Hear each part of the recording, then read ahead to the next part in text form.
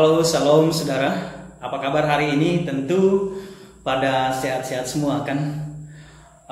Kembali kita ketemu lagi dalam siaran di broadcast di saat ini melalui channel YouTube, dan kita akan masuk pada satu sesi penayangan yang sangat luar biasa dan akan dilakukan secara bertahap.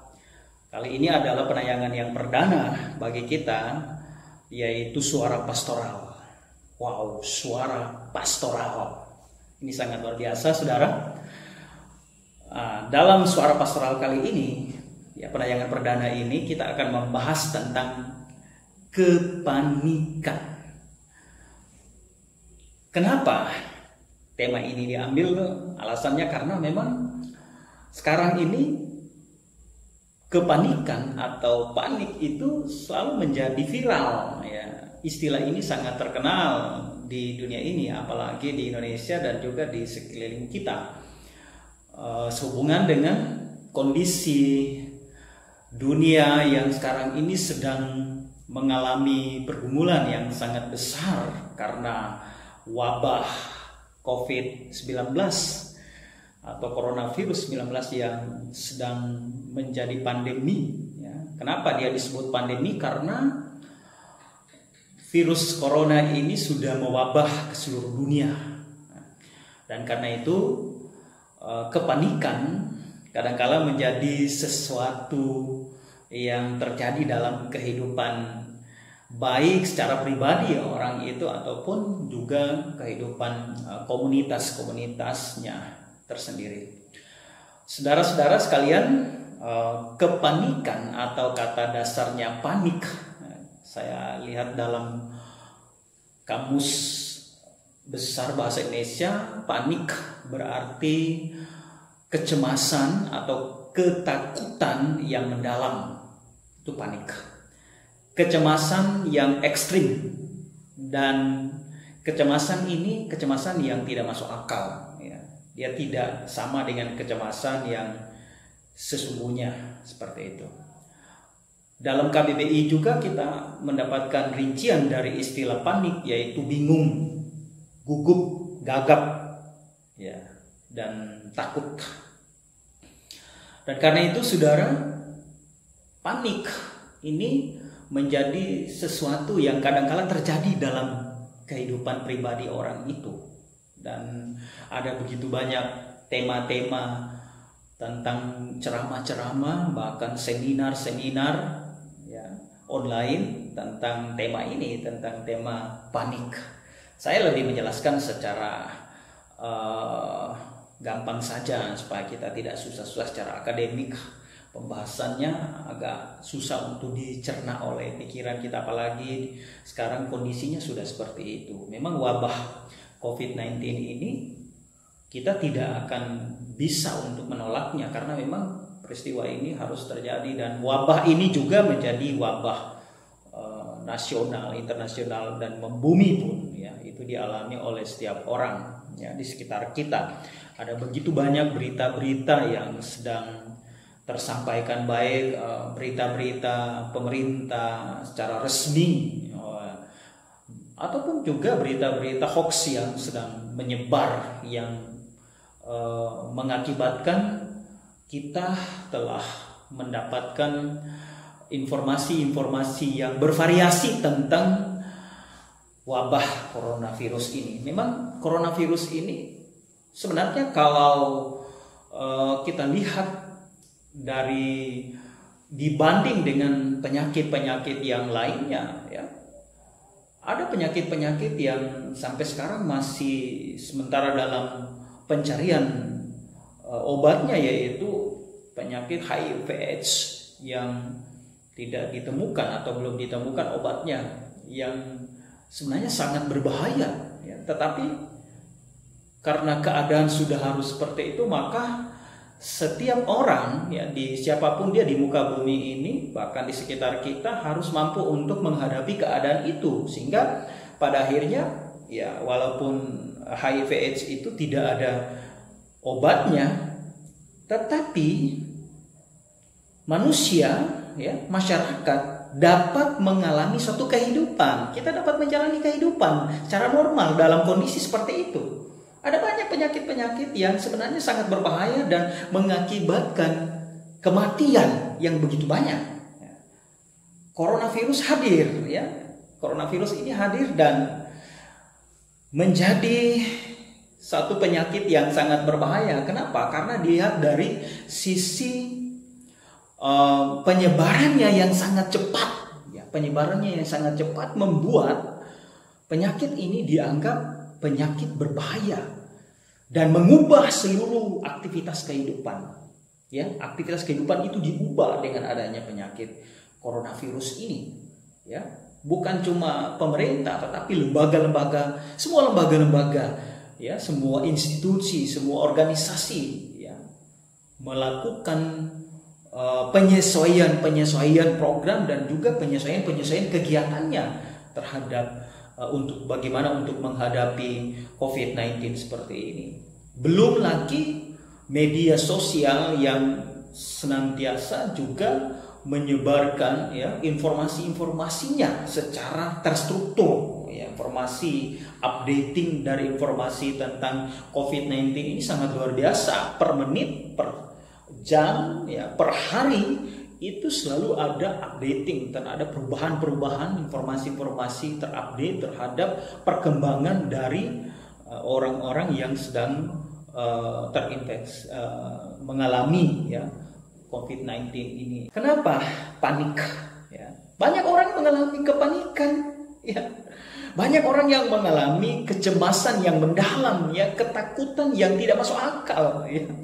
Kenapa? Karena mendengarkan informasi-informasi, dibingungkan dengan berbagai berita-berita yang, ya, perlu penafsiran. Ya. Kalau kita setiap hari aktif di depan televisi, ya, maka kita akan mendengarkan berbagai informasi, ya. Syukurlah kalau informasi itu resmi, ya, dari lembaga-lembaga resmi, misalnya informasi dari pemerintah yang resmi terhadap updating dari COVID-19. Tapi kalau kita misalnya lebih cenderung untuk membuka media sosial, misalnya Facebook, Instagram, ya, dan macam-macam, maka kita juga bisa saja menemukan informasi-informasi yang kurang, ya, yang kurang valid, informasi yang bisa saja menyesatkan kalau kita tidak hati-hati. Karena itu semua informasi yang kita dapatkan, saudara, di HP kita, apakah melalui WhatsApp yang masuk ke HP kita, melalui SMS, itu kita harus saring dulu, kita filter dulu, tidak langsung kita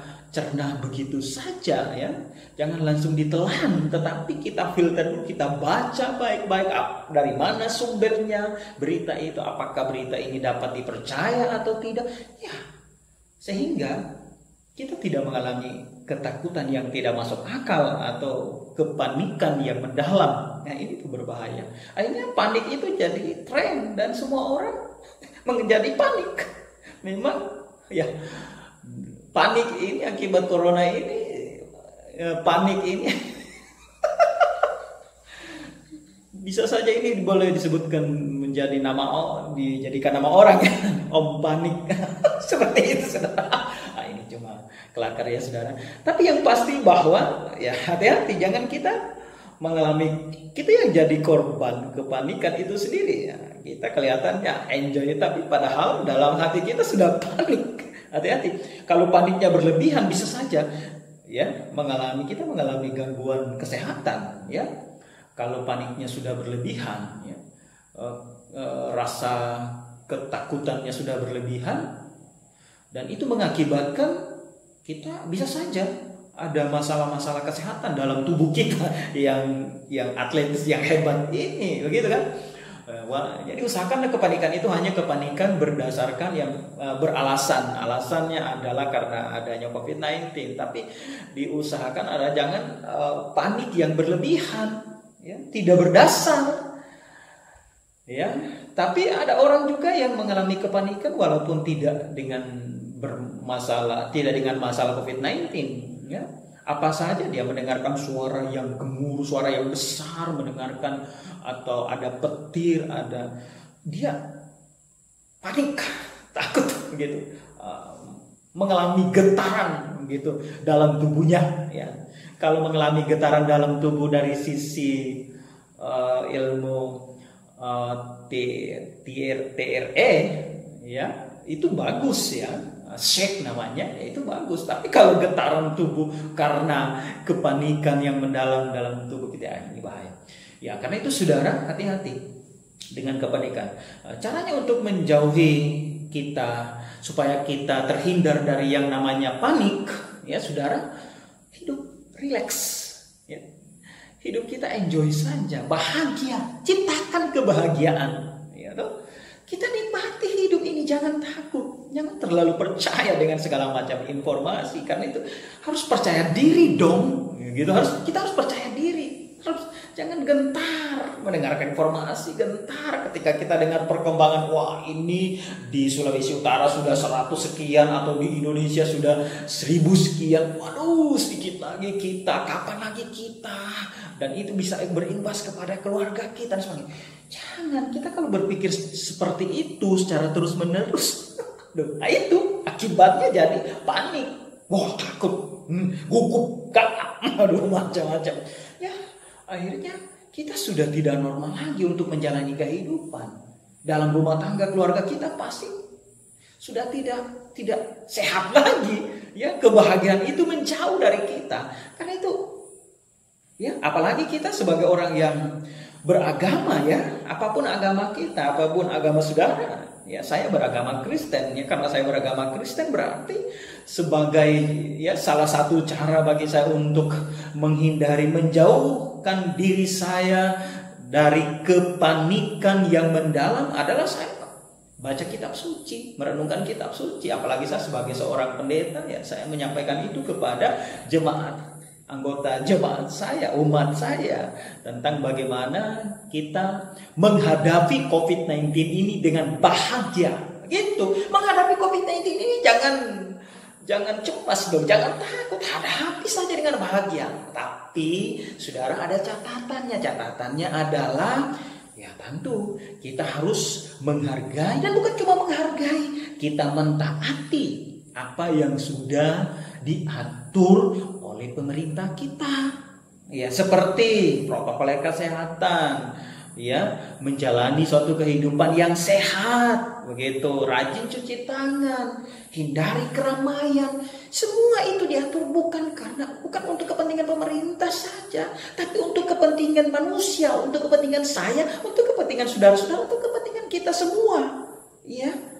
Dan juga kita mendoakan para tenaga medis itu menjadi garda terdepan mereka, ya, TNI Polri, pemerintah mereka sangat luar biasa, ya.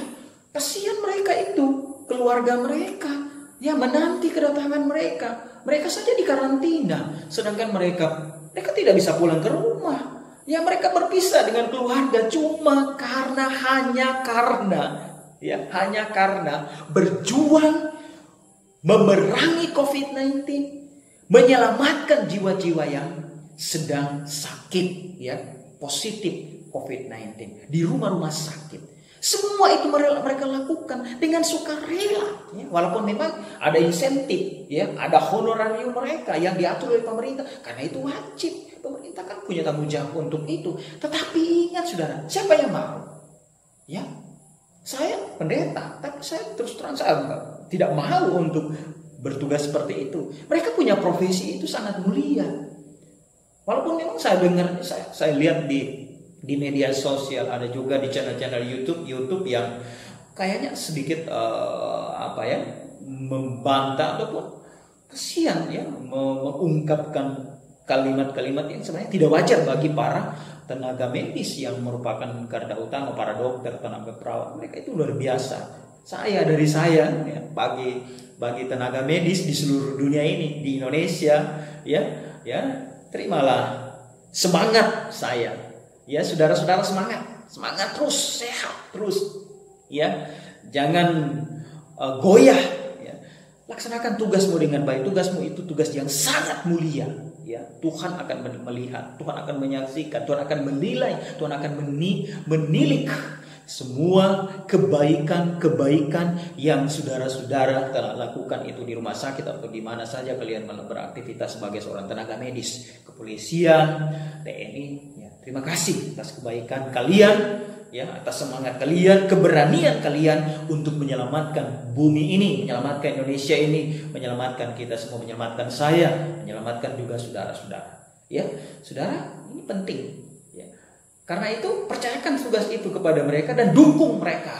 Ya, kita sebagai masyarakat Indonesia, kita sebagai orang yang beragama, kita harus taat kepada aturan-aturan itu. Tidak berdosa dong. Kita ibadahkan di gereja, tidak lagi ibadah di gereja. Ya, kita ibadah di rumah-rumah. Itu tidak berdosa dan itu baik juga. Supaya memang pendekatan kita kepada Tuhan itu sangat luar biasa. Ya, pendekatan kita kepada Tuhan itu benar-benar terukur karena perjumpaan kita itu dengan Tuhan itu ada dari rumah kita masing-masing, dengan keluarga kita, dengan istri, dengan suami, dengan anak-anak kita. Nah, karena itu saudara, saya akan membacakan dalam Injil Yohanes pasal 14 ayat 27 dikatakan begini, damai sejahtera ku tinggalkan bagimu, damai sejahtera ku berikan kepadamu. Dan apa yang kuberikan tidak seperti yang diberikan oleh dunia kepadamu. Janganlah gelisah dan jangan gentar hatimu. Sebenarnya saya bisa tambahkan, jangan panik. Jangan takut yang mendalam. Karena kalau kita panik dan kita takut yang mendalam, maka kita tidak dapat berbuat apa-apa. Kita tidak dapat melakukan aktivitas kita dengan normal. Ya, saudara, bisa saja kehidupan ini, keadaan dunia seperti ini, dan kita tidak tahu. Kita tidak punya kewenangan. Kita tidak punya kewenangan untuk menentukan atau punya kewenangan untuk mencari tahu kapan atau untuk memastikan sampai kapan COVID-19 ini berakhir. Tidak. Kenapa? Dia datang saja kita tidak tahu. Dia datang dengan sendirinya. COVID-19 datang dengan sendirinya. Walaupun dia datang di kota Wuhan, di Cina sana. Tapi penyebarannya sudah seluruh dunia ini. Kita tidak menyangka bisa sampai ke negara kita, bisa sampai ke daerah, ke wilayah kita sekarang ini. Nah, karena itu kita juga tidak tahu kapan berakhir. Karena itu serahkanlah kepada Tuhan. Ya, saya percaya bahwa kehadiran COVID-19 ini ada banyak pelajaran yang Tuhan telah berikan buat kita. Ada banyak pelajaran perenungan yang luar biasa. Seluruh aspek kehidupan kita ada banyak. Renungkan itu baik-baik, ya, renungkan. Karena dengan adanya COVID-19 ini kita diajar untuk taat kepada Tuhan, untuk harus percaya bahwa segala sesuatu yang terjadi di muka bumi ini atas izin Dia, atas izin Tuhan. Karena itu, kepada siapa kita berserah? Ya, Tuhan bilang jangan gelisah hatimu, datanglah kepadaku, marilah kepadaku semua yang letih lesu dan berbeban berat, aku akan memberikan kelegaan kepadamu. Ini luar biasa, saudara. Ayat itu memberikan penguatan yang sangat luar biasa kepada saya dan saudara-saudara. Ya, itu hal-hal yang harus kita jalani. Ya, jangan terus-menerus kita mengalami kepanikan. Ya, karena kalau kepanikan itu akan mengganggu aktivitas. Ya, biasanya kita beraktivitas dengan enjoy, dengan sukacita, dengan bahagia di rumah karena kita sudah terlalu panik. Ya, lihat orang saya sudah takut, apalagi lihat orang jalan-jalan atau orang yang kita sudah takut. Ya, akhirnya apa yang terjadi? Ya, kita menghindar kepada orang lain dan kita sudah mulai menganggap orang-orang lain itu, menganggap semua orang sudah berpenyakit, begitu. Ya, kita tidak sehat lagi untuk menjalani kehidupan kita. Ya, jadi sekali lagi saya mau katakan bahwa sebelum mengakhiri ya informasi penting dengan tema kepanikan ini, ya, mari kita menjalani dengan sukacita, menjalani kehidupan dengan bahagia. Ciptakan kebahagiaanmu dalam kehidupan keluargamu, ya, dalam kehidupan komunitasmu, dimanapun engkau berada. Ketika engkau bekerja, ketika engkau beraktivitas di rumah apapun, siapapun, dalam keadaan apapun, apapun profesimu, ya, engkau sebagai petani, engkau sebagai nelayan, engkau sebagai pegawai, engkau sebagai guru, engkau sebagai dosen, ya, engkau sebagai pendeta, engkau sebagai imam, engkau sebagai pengusaha, semua apapun aktivitasmu, ya, kalau keadaan sekarang engkau harus bekerja di rumah, ya, tetapi dalam kondisi sekarang ini engkau harus siap untuk menghadapinya dengan baik. Jangan panik, saudara, jangan takut yang mendalam, hadapi dengan sukacita, begitu. Dalam keadaan tertentu kita tidak tahu, bisa saja ya, bisa saja kehidupan yang kita anggap kehidupan yang luar biasa, kehidupan yang tidak normal ini, tidak biasanya seperti ini, bisa saja dia akan menjadi suatu kehidupan yang new normal, kehidupan yang normal baru, kehidupan biasa yang baru yang akan muncul. Kondisi seperti ini ya.